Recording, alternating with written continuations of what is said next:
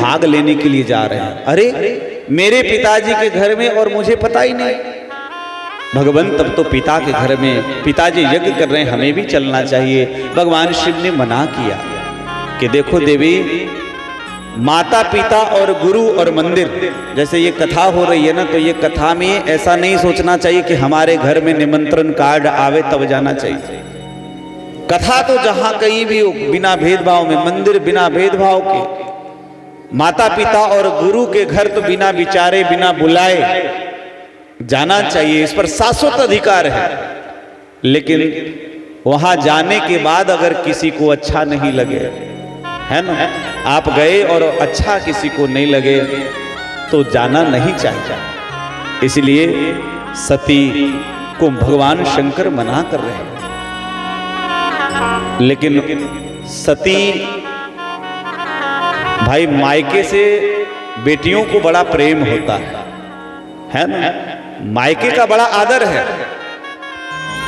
इसलिए सती जाने की इच्छा रखती है, लेकिन शंकर जी मना करते हैं। लेकिन बार बार सती जिद करती है, और सती के जिद करने के कारण भगवान शिव कुछ गणों के साथ वहां भेज रहे हैं। लेकिन आज शिव जी के मन में एक बात आ गई कि आज अब ये सती जा रही है तो अब मिलेगी नहीं। शिव जी का हृदय घबराहट जो था एकदम से होने लगा, और शिव जी जान गए, वैसे भी अंतर्यामी, इसलिए विचार किया, इसलिए साथ में गणों को दिया। कुछ गण साथ में लिए और गणों को कहा कि जाओ और सती को इनके पिता के घर ले जाओ। मेरे सज्जनों, इस प्रकार से जब वहां से सती चली हैं, सती चली और गई अपने पिताजी के घर। पिताजी के घर जब गई तो दक्ष ने सबको कहा है, दक्ष ने सबको कहा है कि सती और शंकर आवे तो कोई सम्मान नहीं करना। लेकिन दुनिया के सारे रिश्ते नाते महाराज झूठे हो सकते हैं। पिता का रिश्ता भी मैं कहता हूं कि झूठा हो सकता है, लेकिन दुनिया में एक ही रिश्ता है, वो सबसे सच्चा है। किसी भी परिस्थिति में वो झूठा नहीं हो सकता, वो है रिश्ता मां का। जब सती गई तो वहां पे एक ही केवल उनकी श्री माता जी थी। सादर भले मिली एक माता, सादर भले मिली एक माता, भगिनी मिली बहुत मुस्काता, भगिनी मिली बहुत मुस्काता। सादर भले मिली एक माता, सादर भले मिली एक माता, भगिनी मिली बहुत मुस्काता, भगिनी मिली बहुत मुस्काता। सादर भले मिली एक माता, सादर भले मिली एक माता, सादर भले मिली, भले मिली, भले मिली। सादर भले ही मिली एक माता। एक उस घर में सब लोग पराये हो गए, लेकिन एक माँ, आहा, जो अपने कोख से बच्चों को जन्म देती है, उस माँ का प्यार किसी भी अवस्था में कम नहीं होता। दुनिया में सारे रिश्तों में कुछ न कुछ शास्त्रों में सबके ऊपर टीका टिप्पणी की गई है। जितने शास्त्र पढ़ेंगे सब रिश्तों पर कुछ न कुछ टीका टिप्पणी की गई है, लेकिन माँ के ऊपर कोई टिप्पणी नहीं की गई है। इसलिए जगत गुरु शंकराचार्य भगवान ने लिखा, कहा कि पुत्रो जायते क्वचिदपि, पुत्र कुपुत्र हो सकता है, लेकिन माता कुमाता न भवती, माता कभी कुमाता नहीं हो सकती। जीवन में मां कभी कुमाता नहीं हो सकती।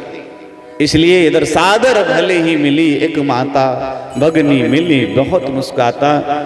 मैया देखी, मैया देख करके आओ बेटी, आओ बेटी, और बेटी को छाती से चिपका लिया, छाती से चिपका लिया। मेरे सज्जनों, और बड़े प्रेम पूर्वक मिली है। सती को कुछ अच्छा लगा कि चलो कोई और तो नहीं लेकिन मान तो अच्छे से मिली है।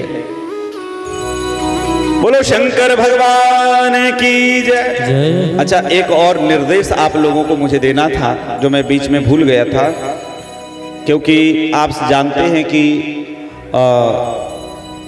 आज भगवती का जन्म दिवस है और चूँकि कोरोना होने के कारण थोड़ा सा मतलब अभी तो अच्छा है कि हम लोग ठीक से हैं, बढ़िया है। इसलिए जो बधाई के लिए कई माताएं आज आई थी तो उन्होंने हमको यही कहा था कि महाराज जी जैसे पलना लगा है, कई माताएं आती है, तो इसलिए जिनको देने के लिए कुछ बधाई लाई हैं, हम अभी एक हमारी बहनों में से 2 बहनें इधर मंच के साइड में आ जाएगी। यहाँ पे टोकरी रखी है, हमारे कार्यकर्ता पुरुष में पुरुष एक चले जाएंगे और बैठे ही बैठे आप लोग अभी लेके जाएं और वहीं बैठे बैठे, क्योंकि कई ऐसे बुजुर्ग माताएं मैं बताऊं यहाँ पे धक्का मुक्की में दे नहीं पाती, तो हमारे वहाँ जाकर के निवास पे जाकर कल हमको सब दक्षिणा पानी दे रही थी। और कल हम पीछे से थे, जब गाड़ी से जा रहे थे, बहुत सारी माताएं और कह भी रही थी कि धक्का मुक्की में महाराज परेशानी हो जाती है। यहाँ जितनी हमारी सम्मानित बहनें, माताएं, भाई बंधु आए हैं, सब हमारे अपने हैं और ऐसे धर्म कार्य में हम नहीं चाहते हैं कि किसी को किसी प्रकार का चोट लगे, कोई तकलीफ हो, इसलिए आपकी ही व्यवस्था बनाने के लिए। और दूसरी बात मैं निवेदन करूं कि देखो भगवान की कथा चल रही है और 3 दिन की कथा और बची है, और इसलिए ऐसी बहती गंगा में हाथ धो। आपका दिया हुआ 1 रुपया भी वो अयोध्या में जाकर के और अच्छे जगह पे लगेगा।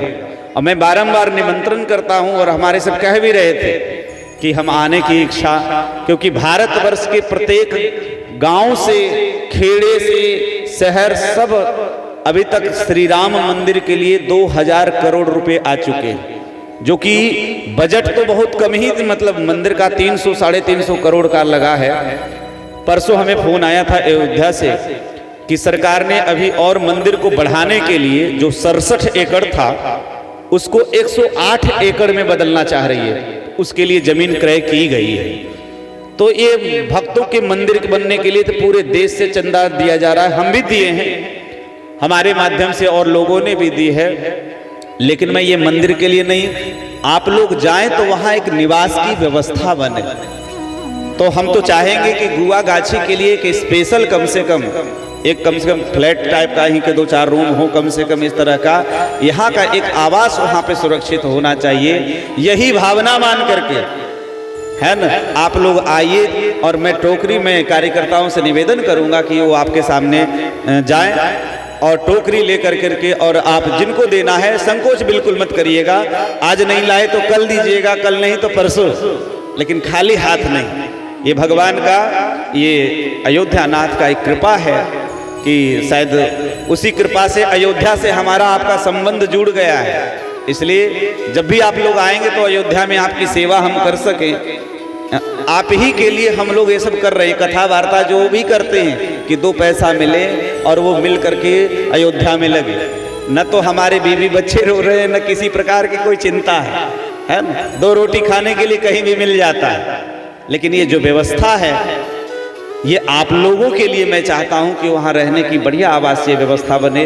अब तक हमने आज तक इतनी कथाएं की, कभी किसी से 1 ईंट के लिए कोई पैसा नहीं मांगा, लेकिन अब चाहते हैं कि यह व्यवस्था सबके सहयोग से देने वाले। तो अभी हमारे पास 2 लोग ऐसे आए कि 60 लाख रुपया 2 लोग हमको देने को तैयार थे कि महाराज 60 लाख रुपया दे रहे हैं, बढ़िया बना दीजिए। लेकिन हमको परेशानी थी, परेशानी की कोई व्यक्ति, एक व्यक्ति अगर देगा तो वो व्यक्तिगत हो जाता है। और साधु होने के नाते मैं कहता हूं मैं किसी का व्यक्तिगत नहीं हूं, मुझ पर सबका, आप जितने लोग हैं पूरे देश के लोगों का अधिकार है। हम भी सरकार की तरह आपकी संपत्ति है, इसलिए मंदिर किसी एक का नहीं होता है। इसलिए सौरभ जी यहां से भिजवाइए, टोकरी भिजवाइए और शुरू करिए। हाँ, 2 टोकरी माताओं में भेज दीजिए आराम से। बोलो शंकर भगवान की जय। तो महाराज देखो बहुत नहीं है तो आप थोड़ा थोड़ा 10-10, 20-20 करेंगे ना, तो वही घड़ा भर जाता है छोटे छोटे में, इसलिए सब लोग, और कल से आइए तो थोड़ा लेकर के आइए, 2-3 दिन है तो सब लोग कुछ ना कुछ आप लोग शुरुआत करेंगे। नहीं लाए हैं तो प्रणाम कर लीजिएगा, कोई बात नहीं है, संकोच की कोई बात नहीं है ना। नहीं लाए हैं तो आज के लिए प्रणाम कर लीजिएगा। कल भगवान भोलेनाथ का विवाह है, कल जो है पंचम दिवस है, कल भगवान भोलेनाथ के विवाह की कथा करेंगे। परसों गणेश और कार्तिकेय जी के जन्म और उनके विवाह की चर्चा करेंगे। तो इस प्रकार से ये कथा चलेगी। बोलो शंकर भगवान की जय हो। तो इसलिए सती वहां पे गई हैं और जब माता मिली, विचार किया कि चलो, दक्ष ने देख करके भी सती को अनदेखा कर दिया। लेकिन मेरे सजनों, जब सती वहां पे पिता से अपमानित हो गई, बहनें सब मुस्कुरा करके पूछ रही है, कहने लगी कि दीदी क्यों अकेली क्यों आई हो, जीजा जी क्यों नहीं आए। सती सुन करके बहुत जल भुन रही है। और मेरे सजनों, इस प्रकार से जब अब तो सती ने विचार किया और वहां से यज्ञ स्थल पर जब वहां पे सती जा करके देखी है, तो यज्ञ स्थल पर जब सती गई है तो जा करके सती जाई देखे तब जागा, सती जाए देखे तब जागा, सकल देख शंभु कर भागा, कतहु न देख शंभु कर भागा। सती जाए देखा तब जागा, सती जाए देखा, जाए देखा, जाए देखा। सती जाए देखे तब जागा, कतहु न देख शंभु कर भागा। सती जाकर के जब देखी तो वहां क्या देखती कि यज्ञ में सारे देवताओं का भाग है, सारे देवताओं के लिए अलग अलग भाग दिखाई पड़े हैं, लेकिन शंकर भगवान का कहीं भाग दिखाई नहीं पड़ा। अब तो मेरे सजनों, जब सती देख अपने दुख को भूल गई और अपने दुख को भूल कर करके और विचार करने लगी कि ये तो मेरे पति का सरासर अपमान है।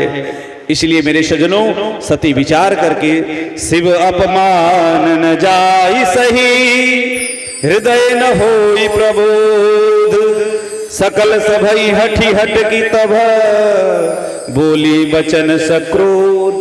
मेरे सजनों, सती शिव जी के अपमान का सहन न कर पाई और समस्त जितने सभासद आए थे यज्ञ में सबको दहाड़ने लगी सती क्रोध के मारे।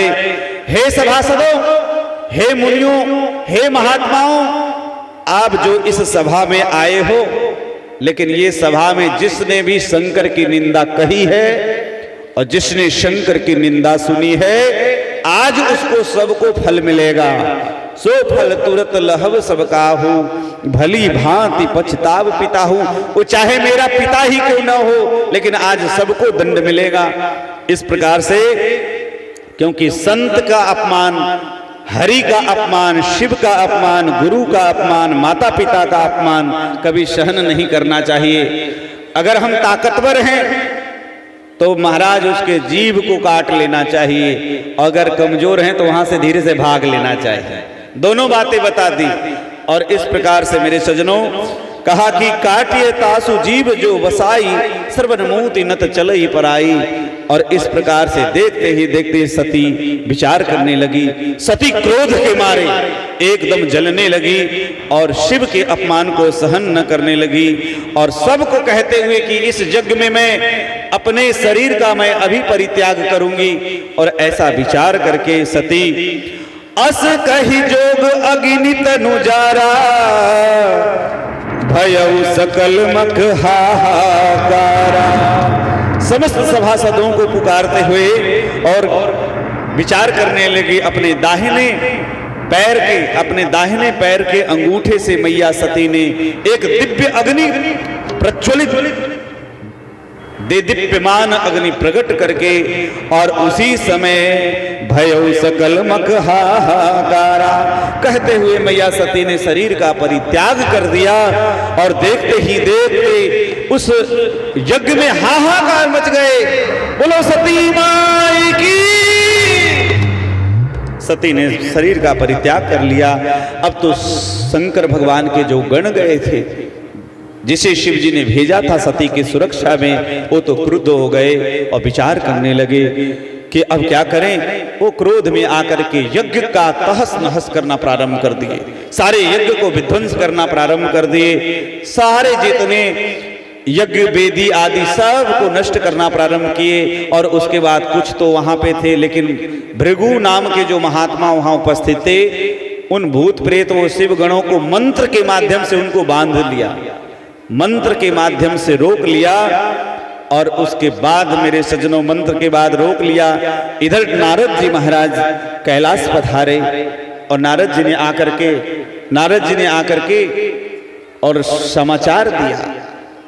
भगवान शंकर को सती के मरने का समाचार सुनकर के ही भगवान शंकर बड़े दुखी हो गए और विचार करने लगे क्रोध के मारे, क्योंकि मेरे ससुराल वालों ने मेरी पत्नी को मार दिया, इसलिए ऐसे को दंड देना अनिवार्य है। अगर दंड नहीं दिया जाएगा तो ये लोग उदंड हो जाएंगे। देखो, मैं सब जितने लोग हैं उन बेटियों को कहें जो विवाह करके जाती है और उनके यहाँ दहेज के नाम पर उन पर अत्याचार होता है, सहनशीलता रखनी चाहिए, लेकिन अन्याय के खिलाफ जो सहन करता है वो भी एक प्रकार का अपराध है। अपराध करने वाला जितना अपराधी होता है उतना ही अन्याय को सहन करने वाला भी अपराधी है। इसलिए मैं निवेदन करूं महाराज, जो ये दहेज वाले लोग हैं जो प्रताड़ना देते हैं ना, तो शुरू में ही एक्शन ले लोगे तो आगे बात नहीं बढ़ेगी, परिवार भी आपका सुरक्षित हो जाएगा, बच जाएगा, आप भी सुरक्षित हो जाएंगे। तो इस प्रकार से मेरे सज्जनों, यहां भगवान शंकर ने विचार किया कि अगर मैं अभी दंड नहीं दिया तो ये लोग बहुत और भी उदंड हो जाएंगे। ऐसे कह करके शंकर भगवान क्रोध के मारे ये अपने एक जटाओं को पटक दिया और जटा के पटकने से एक दिव्य पुरुष प्रकट हो गए और भगवान शिव ने उसका नाम रखा वीरभद्र। कहा कि क्या आदेश है स्वामी? कहा कि आदेश यही है कि आप जाओ और जा करके और दक्ष के यज्ञ को और दक्ष के जितने लोगों ने सती के मरण को देखा है उन सब को दंड दो उस यज्ञ में, क्योंकि यज्ञ वो सही नहीं है। दूसरे के अपमानित करने के लिए किसी प्रकार का जो धर्म का आधार लिया जाए वो धर्म भी अधर्म के समान होता है। कहा गया, शास्त्र के वचन है, सत्यम ब्रूयात प्रियम ब्रूयात, सत्य बोलना चाहिए और प्रिय बोलना चाहिए। ये बात सबको पता है, लेकिन कभी कभी ऐसा सत्य जो असत्य के समान हो, अप्रिय हो, महाराज ऐसा अप्रिय शब्द नहीं बोलना चाहिए। तो इसलिए भगवान शंकर अब तो वीरभद्र वहां से चला और वीरभद्र वहां से चला अपने स्वामी का तेज प्राप्त करके, शिव जी से वरदान प्राप्त करके चला और क्रोध में आकर के सीधे दक्ष के यज्ञ का विनाश करना प्रारंभ। अचानक बहुत तेज तेज से तूफान उठना शुरू हुआ, आकाश में से बवंडर उठना शुरू हुआ। अब तो देख करके जितने शिवगणों को जो बंदी बनाया था भृगु जी ने मंत्र के माध्यम से, विचार करने लगे कि अरे अभी तो कुछ सब आसमान साफ था, अभी ये कहां से हो गया। तो पता चला कि मेरे स्वामी आ रहे हैं, भगवान शिव का भेजा हुआ आ रहा है। इस प्रकार से विचार किया और उसी समय जब वीरभद्र दिखाई पड़ा, शिव पार्षद को देखते ही शिवगण एकदम प्रसन्न हो गए। अब तो वो मंत्र से जो आबद्ध थे वो मुक्त होकर के और दक्ष के समस्त यज्ञ को भंग करना प्रारंभ किए। और महाराज सारे दक्ष के यज्ञ को तो भंग करना ही प्रारंभ किया, लेकिन वहां पे जो लोग शिव निंदा सुन रहे थे उन सब को, बैठे हुए लोगों को सबको मारना शुरू किया। किसी का बाल पकड़ करके पूरे बाल हाथ में आ रहे हैं, किसी के मुंडी मरोड़ दे रहे हैं, किसी के हाथ तोड़ दे रहे हैं, किसी के पैर तोड़ दे रहे हैं। ऐसे करते करते धीरे देखते देखते जितने वहां पे उपस्थित लोग थे सब लोगों के जो शिव निंदा सुनने वाले थे सबका अंग भंग कर दिया। और वहां पे मेरे सजनों भृगु महात्मा थे, वो अपनी दाढ़ी पर हाथ रख करके बड़े हंस रहे थे, शिव की निंदा सानंद सुन रहे थे। वीरभद्र गए और जाकर के बाबा जी की पूरी दाढ़ी पकड़ी और पूरी ऐसे मारा झटका, पूरी दाढ़ी बाहर आ गई। उषा नाम के देवता थे, वो महाराज शिव निंदा सुनने पर ही करके हंस रहे थे। एक मुक्का जोर से मारा, पूरी बतीसी बाहर आई। भग नाम के देवता आंख फाड़ फाड़ करके देख रहे थे, दोनों आंखों को निकाल लिया। और अंत में दक्ष जो बड़ा अहंकारी था, मैं करने वाला था, इसलिए उस अहंकारी दक्ष को भी वीरभद्र ने ऐसा मारा कि दक्ष का सिर एकदम कट करके और जलते हुए हवन कुंड में जाकर के जल गया। और पूरा हाहाकार, दक्ष के मरते ही पूरा हाहाकार मच गया, भगदड़ मच गया। अब क्या हो, तब क्या हो।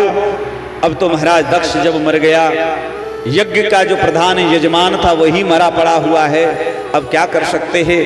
शिव जी ने ऐसा किया।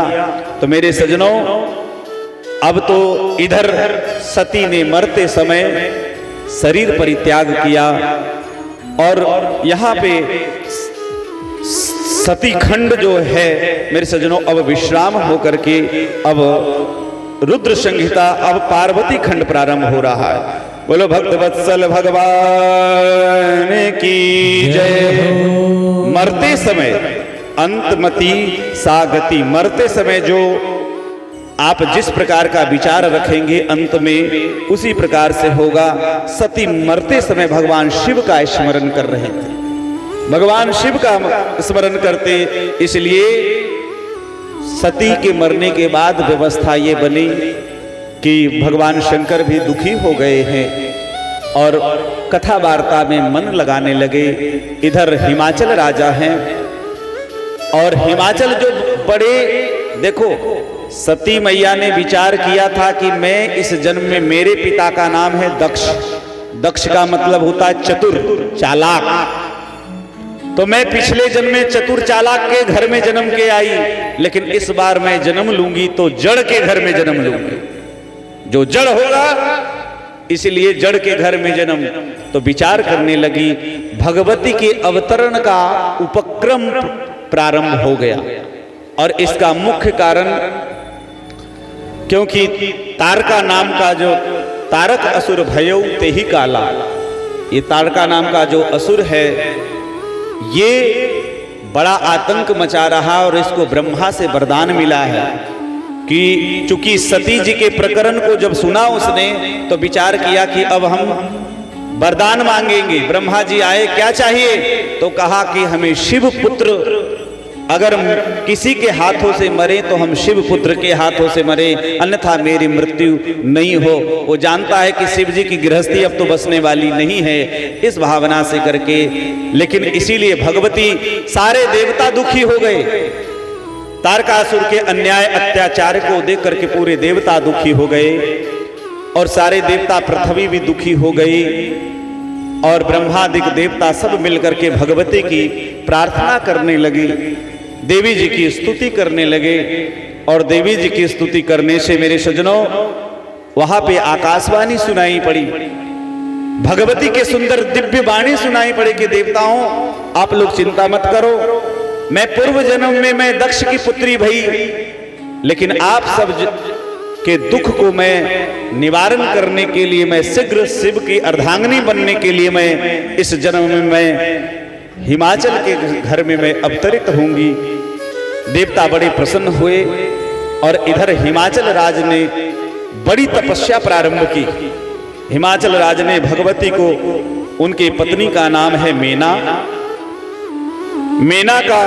मेना से हिमाचल राजा का सुंदर विवाह हुआ है और मेना भी बड़ी तेजस्विनी है। और इस प्रकार से दोनों पति पत्नी भगवती अम्बा के बड़े उपासक हैं। इन्होंने अपने जीवन में बड़ी उपासना की और उपासना का फल हुआ कि देवी जी भगवती ने दर्शन दिया है और भगवती ने दर्शन दिया और वरदान दिया है। श्री हिमाचल राज ने पूछा है, कहा है कि भगवती अगर आप हम पर प्रसन्न हैं, हम पर कृपा करना चाहती हैं, तो आप मेरी बेटी बनकर के मुझे कृतार्थ करिए, मुझे यश प्रदान करिए। जब इस प्रकार से निवेदन किया तब जाकर के मेरे सज्जनों भगवती प्रसन्न होकर के और मीना रानी सहित हिमाचल राजा को, मीना रानी और हिमाचल राजा दोनों को वरदान दिया है। वरदान का प्रभाव हुआ कि धीरे धीरे वहां से तपस्या समाप्त करके अपने गृह को आए हैं और धीरे धीरे वो समय आ रहा है। और देखो राम जी के, कृष्ण जी के जन्म की दिन तिथि तारीख आदि भी बताया गया है कि किन्हीं का बुधवार है, किन्हीं का मंगलवार है, किन्हीं का ये नक्षत्र है, ये योग है, ये ग्रह है, ये। लेकिन भगवान शिव तो वैसे ही अजन्मा है, वैसे भगवती अम्बा भी अजन्मा ही है। ये किन्हीं के गर्भ से इनका अवतरण नहीं होता है, लेकिन देवताओं के कल्याण करने के लिए और वे भगवती मीना और हिमाचल के मन में आ गई और देखते देखते वो समय आ रहा है। देवता सब प्रतीक्षा कर रहे हैं, सारे देवता स्तुति कर रहे हैं, पूजा पाठ चल रहा है। हिमाचल राज चूंकि स्वयं प्रकृति के सुंदर गोद में विराजमान हिमाचल राज पर्वतों के राजा हैं, उन्होंने भी जान लिया है भगवती के आगमन का संकेत हो गया है। और देखो आप सबको बताऊं, हमारे हिंदू सनातन धर्म में 2 नवरात्रि आती है। एक नवरात्रि ये बसंत के समय में, होली के बाद आएगी जो चैत्र नवरात्रि। तो चैत्र नवरात्रि में भगवान श्री राम का जन्म हुआ, इसलिए वो नवरात्रि हुई। और उसके बाद दूसरा भगवती अम्बा के अवतरण का जो प्रकरण महाराज, उसमें 9 दिन में 9 देवियों का अलग अलग नाम है। प्रतिपदा से लेकर के नवमी तक की अलग अलग देवियों की पूजा की जाती है। तो ये देवी दिव्य हैं, देखते देखते सुंदर कल्याण करने के लिए और श्री हिमाचल के घर में श्री भगवती का प्राकट्य हो रहा है। बोलो जगदम्बे मात की जय, हिमाचल जी महाराज की जय।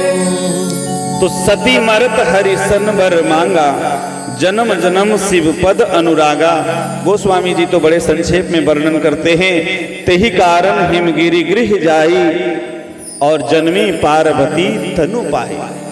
तेहि कारण, इसी कारण से और देवताओं के दुख को, पृथ्वी के इस संकट को उबारने के लिए और तारकासुर से संसार को बचाने के लिए मेरे सज्जनों और हिमाचल के यहाँ भगवती का अवतार हुआ।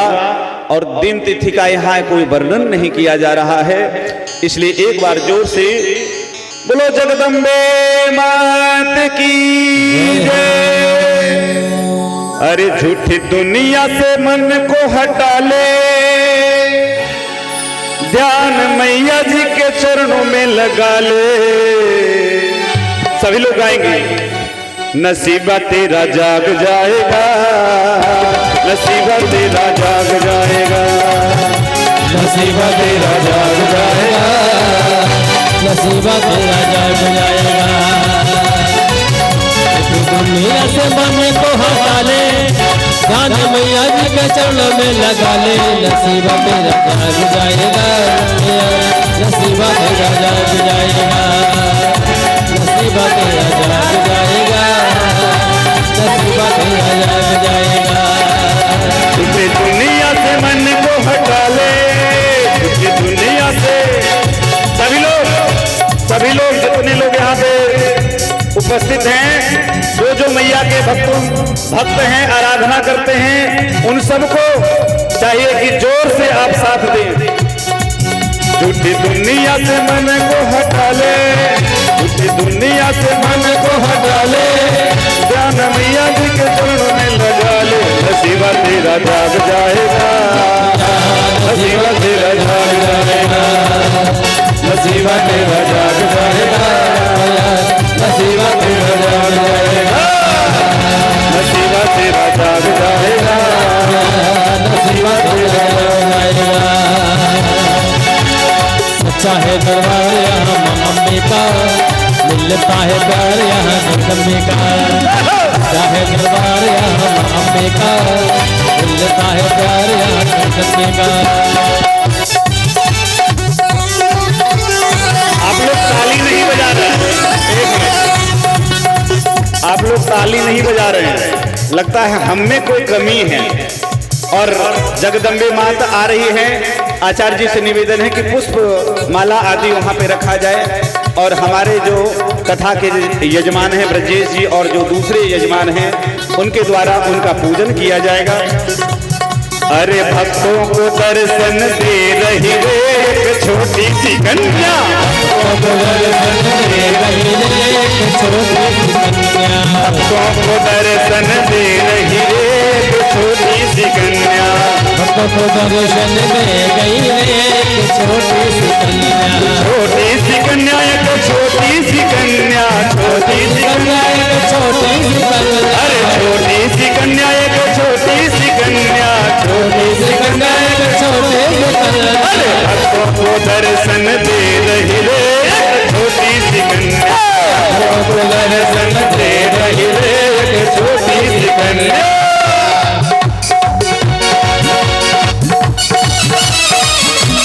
दोनों हाथ ऊंचा करके सभी लोग, हाँ पीछे सभी, आनंद नहीं आया।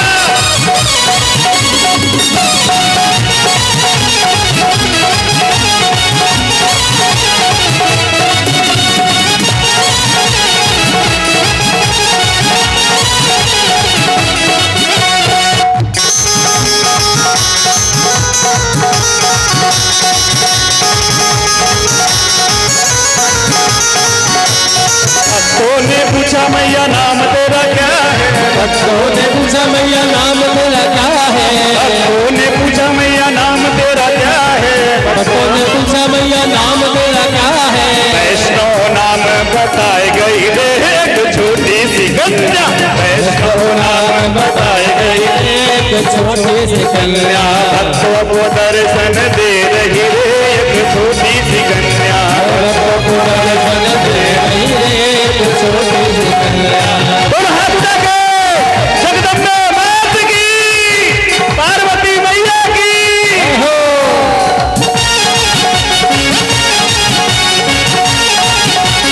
देखिए हमारे जुड़ावर केवल फोटो खींचने में लगे हैं, अरे फोटो के अलावा थोड़ा नाचो गाओ, भगवती का अवतरण हुआ है इसलिए